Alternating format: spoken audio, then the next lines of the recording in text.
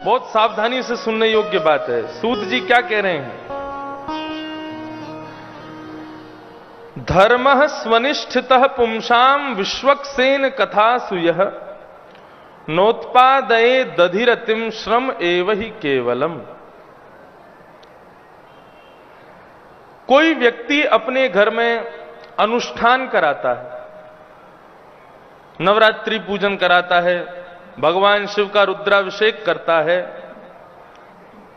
और इन सब कार्यों को करने के बाद भी उसकी तीर्थ यात्रा में, तीर्थ जल के स्नान में, आदि आदि क्रियाओं में तो उसकी रुचि है, लेकिन यदि कथा में उसकी रुचि नहीं है,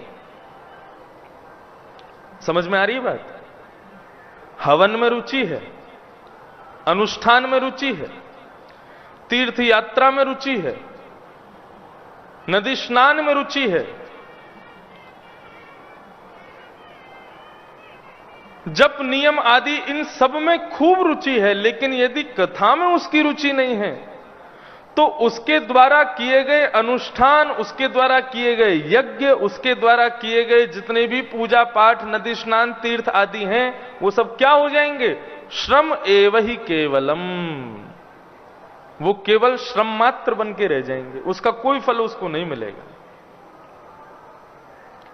मेहनत हो जाएगी बेमतलब की, और ऐसी मेहनत जिसका कोई फल आपको नहीं मिलेगा।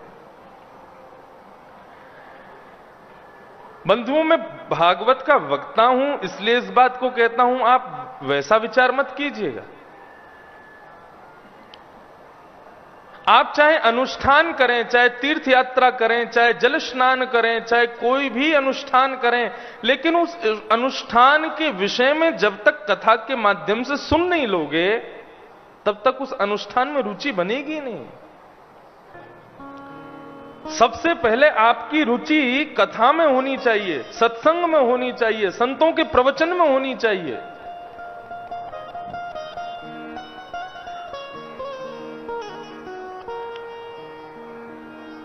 संत विशेष नहीं है, कथा वक्ता विशेष नहीं है, गुरुजन विशेष नहीं है, उनकी वाणी विशेष है।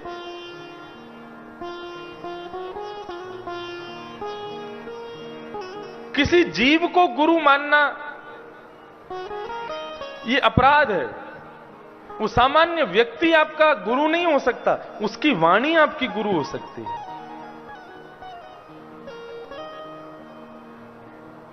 इसलिए कथा में अत्यंत रुचि हो, अनुष्ठानों के बाद इसका खूब आप लोग प्रयास करें। यदि कथा में आपकी रुचि नहीं है तो आपके द्वारा किए गए जितने भी कार्य हैं वो श्रम एव ही केवलम। आपके द्वारा किए गए कार्य श्रम बन जाएंगे, उसका कोई फल नहीं मिलेगा।